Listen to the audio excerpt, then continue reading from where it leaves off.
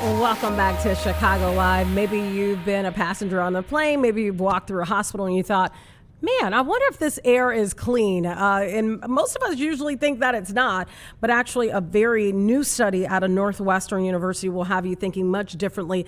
This is a study about airplane and hospital air, and it actually may be cleaner than you think. This is the first study to use worn face masks as a passive tool to monitor indoor air. And one of the lead people on the study here is researcher Erica M. Hartman with Northwestern University. Erica, thank you so much for your time and coming on the show with us today. Thanks so much for having me. Let's talk about this. So the team did some research about these face masks, and what did you find? So our biggest question was actually, is this possible? We wanted to see if collecting the face masks that people had worn, for example, on a plane, was actually a way of seeing what had been in the air and what they would have been exposed to if they hadn't been wearing that face mask. And the answer is yes, we can. I'm looking at one of the sentences from the information on the study. It says, across all samples, the team detected 407 distinct microbial species, including common skin bacteria and environmental microbes. Explain that. What does that mean to the average person? So what that actually means is, first off, we actually have microbes that are on our skin, in our mouths, they're in our gut. They're really important for keeping us happy and healthy and well functioning. You actually couldn't live without your microbes. And it turns out that everywhere you go, you actually shed these microbes around you, and that's not necessarily a bad thing. And so when we looked at what was in the air, for example, in airplanes, we saw a lot of that, of the normal microbes that we would typically have on and around us all the time. And so those microbes would have been on the outside of the masks?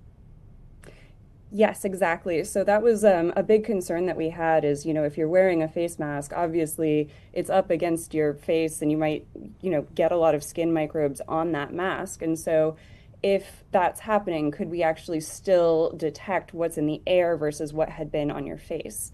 And yes, the answer is yes. And one of the things that we did is we only took from the outside of the face mask. So masks usually have a couple of different layers. We separate those layers and we take just from the outside of the face mask. Another thing that we did is we looked at specifically which microbes we were detecting in which samples. And we actually saw differences, which suggests that what we were seeing is reflective of the environment rather than the same individual wearing a mask over and over again. What does this say about face masks? Because a lot of us haven't worn masks since COVID-19. Does this mean that maybe these masks will have new life? Should we be wearing them on a regular basis? What's your opinion on that based on the findings of this study? So one of the big reasons we wanted to do this kind of study is to be able to answer that question of when do you need to wear a mask?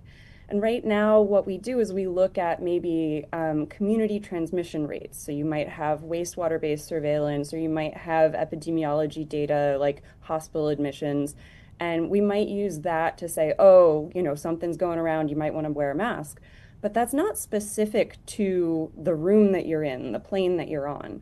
And the dream is to eventually have some sort of sensor or informed decision-making capacity to say, in this room right now, everyone should put on a mask. In this room right now, we should turn up the air circulation to make sure we're filtering everything.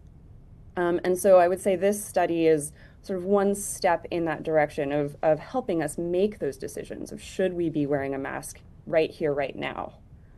Can you talk about the environments in which these masks were worn? Was this one plane, one hospital? Can you walk me through that part of it? So I'll say this wasn't the most systematic study. It was more of a proof of concept, but it was several planes and lots of different places within a hospital. So it's not just one thing over and over again. There were some short haul flights, some long haul flights, a lot of variety, but not systematic. So I wouldn't use our results to say, oh, this is definitively what is in all airplanes. Rather, what the results show is that this is a method that we could use. And if people are wearing masks, we can take advantage of that to detect what was in the air around them. I know you talked about these microbes that were essentially harmless. Was there any indication of any active infections that were found on any of these masks at all? So we don't have that health information. This was, again, more of a proof of concept.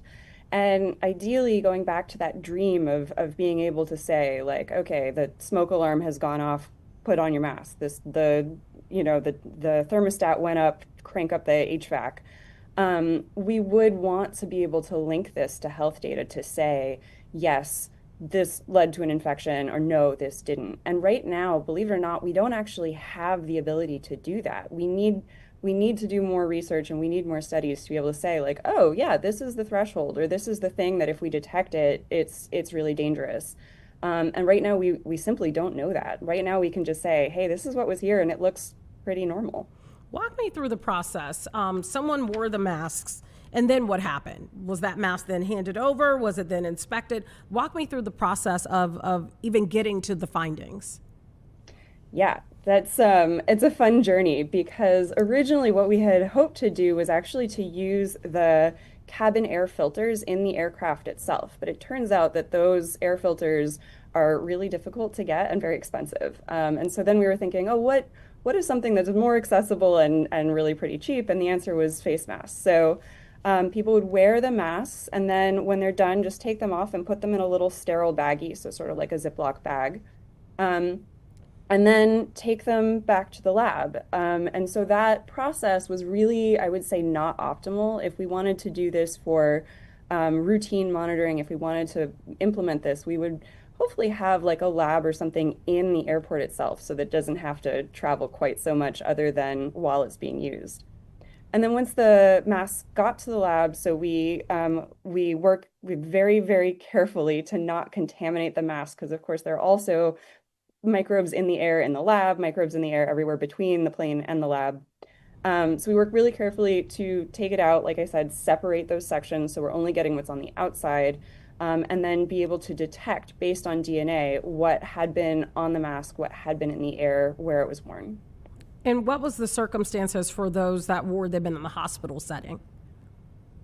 So very similarly, we asked people, who are wearing masks anyway, hey, at the end of your shift, instead of throwing this away, would you mind? Here's a sterile baggie. And then we went and picked up, a handful of baggies with a handful of masks and did the same thing where we separated them out and looked at just what was on the exterior of the mask. What does this say about maybe the HEPA filters on an airplane, for example, or even like the filtration system in a hospital? Did you look at any of that?